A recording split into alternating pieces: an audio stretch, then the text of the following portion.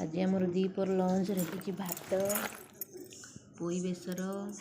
कलरा आलू भजा लंका अच्छी पियाज अच्छी एटी आंबुल पाग रसुण टिके लंका बाकी चकड़ीनी डुडुलु खाइब बोली खराटा पड़ी झरका पटे खाइबार जो मजा आलुआ पड़े भी अंधार देखा जाऊँ वीडियो भी भलरे आसुनी डुडुलु शोची खटे आसनी खाया एवं आसो बाकी मुझे बही देखा टेस्ट कर केमती लगुच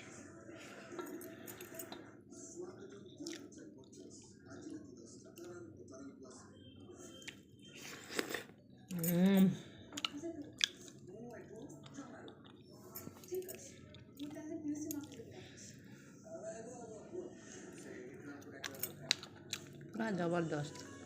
आंबुल पागड़ा देखा